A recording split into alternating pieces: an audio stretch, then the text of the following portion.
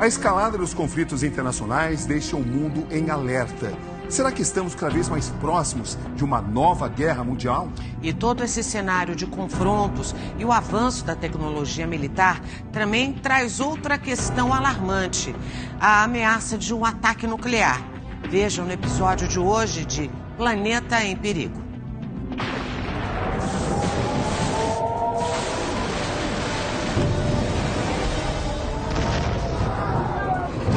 A humanidade em conflito. Em outros momentos a gente teve momentos tensos, mas agora nós vivemos um dos mais tensos da história depois da Segunda Guerra Mundial, depois de 1945. Guerras que atravessam gerações e parecem nunca ter fim. Nós nunca estivemos tão próximos a uma terceira guerra quanto agora. Líderes mundiais em confronto. E especialistas de todo mundo em alerta. Nós realmente estamos vivendo uma era muito dramática. Principalmente nesse momento em que uma guerra nuclear seria capaz de exterminar o mundo. É o planeta em perigo.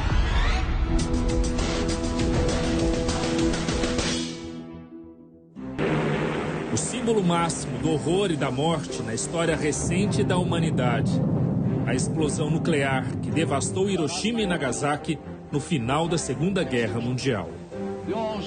Morreram instantaneamente quase 200 mil pessoas, com armas muito menos potentes do que aquelas que a gente tem hoje em dia.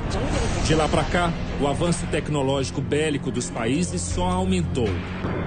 Assim como o número de conflitos entre as nações e o temor de que algo parecido ou ainda pior possa acontecer. Nesse momento, porque a Europa se arma como nunca se armou desde a Segunda Guerra Mundial, as chances de haver confrontações diretas entre os atores é muito maior do que era anteriormente. Tensão medida pelo chamado relógio do juízo final, um marcador feito por cientistas que simboliza o quão perto a humanidade está do fim. Em janeiro de 2025, o relógio marcou 89 segundos para a meia-noite, o mais próximo de uma catástrofe que já estivemos desde a criação do relógio em 1947. Eu acho que o risco é real, principalmente porque vivemos em um mundo com muitos conflitos. Atualmente, especialistas estimam que existam cerca de 13 mil ogivas nucleares pelo mundo. Rússia e Estados Unidos são os donos de maior parte desse armamento. E a tecnologia desses artefatos fica cada vez mais sofisticada. As armas nucleares que temos hoje pelo planeta são muito mais poderosas do que as bombas que atingiram o Japão na Segunda Guerra Mundial, com poder para exterminar toda a humanidade. Existem 9 países que possuem arma nuclear, então os Estados Unidos, Reino Unido, Israel, França, Rússia, China, a Coreia do Norte, Paquistão e Índia. Este site faz uma estimativa de qual seria o efeito prático se uma bomba nuclear fosse usada hoje em dia. Veja essa simulação na cidade de São Paulo. A onda de calor atingiria quase 9 mil quilômetros quadrados. Derrubaria prédios, provocaria milhões de mortes, além de afetar cidades metropolitanas, como Santo André, e até chegar perto do litoral do estado. Por conta dessa expansão e dessa criação desse calor, tem também uma onda de choque, que também causaria danos severos, destruiria prédios, casas, pontes, estruturas de construção, que poderia tanto causar efeitos imediatos e também efeitos a longo prazo, dependendo da distância da pessoa de onde essa bomba aconteceu. O efeito nuclear não é apenas o efeito imediato de destruir tudo em um grande diâmetro. Também permanece no chão, nas árvores, nas plantas e algo que vai se arrastar por muitos anos depois. E mesmo as pessoas que sobreviverem a um ataque nuclear, a probabilidade de ter câncer e morrer depois disso é de praticamente 100%. O site usa como parâmetro a bomba Tsar, considerada a maior bomba nuclear da história, construída pelos soviéticos nos anos de 1960. Os especialistas estimam que uma bomba mais moderna, como as que os países têm hoje, causaria danos muito maiores. A bomba mais poderosa que tem disponível hoje é imposta dos Estados Unidos e ela tem cerca de 1000 vezes mais potência do que a que foi detonada em Hiroshima. E o pior, atualmente vários conflitos envolvem países que têm armas nucleares em seus arsenais ou que têm acordo com outros governos que possuem esse tipo de artefato.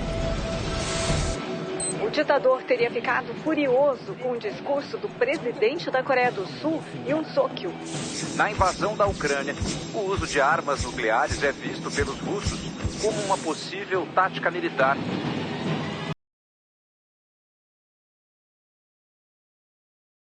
São vários conflitos que estão acontecendo. Nós temos na Síria uma guerra civil que ainda não se resolveu. A China continental entende que ela tem que retomar Taiwan para reintegrar o seu território. E outro ainda mais grave do que este, que é entre Rússia e Ucrânia. Por quê? Porque você tem interesse das grandes potências, das grandes economias, dos países mais importantes do mundo, diretamente envolvidos no conflito, podendo fazer com que, se houver uma guerra entre eles, você tenha um conflito ainda maior. As tensões entre Rússia e Ucrânia começaram em 2014, mas se tornaram uma guerra definitivamente em 2022, com a invasão russa. Atualmente, existem esforços por um cessar-fogo. Mas as discordâncias entre o ucraniano Volodymyr Zelensky, o russo Vladimir Putin e o americano Donald Trump, que tenta mediar o conflito, colocam em xeque toda a operação pela paz. Mesmo que haja uma paz na Ucrânia, se essa paz não for sustentável, ela não vai durar e vai levar a uma nova guerra no futuro. Se houver um envolvimento diretamente de uma dessas potências na Ucrânia, entrando em guerra diretamente com a Rússia, há um risco nuclear, há um risco de uma grande guerra internacional. O mundo segue atento a outro conflito importante e que acontece desde outubro de 2023, entre Israel e os terroristas do Hamas. Essa praça ficou muito conhecida durante a guerra entre Israel e o Hamas. Os cartazes exibem nomes e fotos de pessoas sequestradas em outubro de 2023. Cada foto, uma história, uma vida, uma família. Um cenário que mostra o lado mais sombrio das guerras. Quem sofre as piores consequências são os civis. É o caso de Ruth Strum. É mãe de 3 filhos. 2 deles, Yair e Eitan, foram sequestrados pelo Hamas. As pessoas me veem e pensam que eu estou bem e forte, mas eu estou completamente destruída.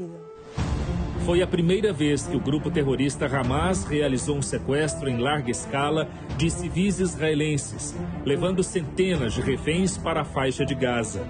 O ato intensificou ainda mais o conflito na região. É o caso do Irã.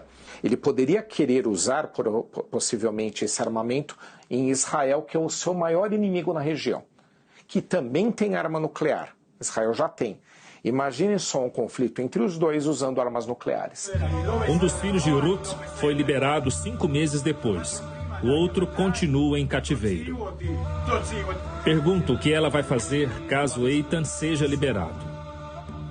Espero que aconteça o mais cedo possível, porque eles e os demais reféns já estão lá há muito tempo. Quero que isso acabe e que eu possa ver um abraço dos meus 3 filhos e que possamos reiniciar as nossas vidas, pouco a pouco, porque não vai ser nada fácil. De a pouquito, porque não vai ser fácil. Assim como não vai ser fácil mudar um destino que já parece traçado. O mundo está dividido e sendo destruído aos poucos. A cada invasão, a cada míssil, a cada bomba lançada. Muitos países têm construído bunkers, inclusive na expectativa de que possa eclodir uma guerra maior. E as populações também têm se armado.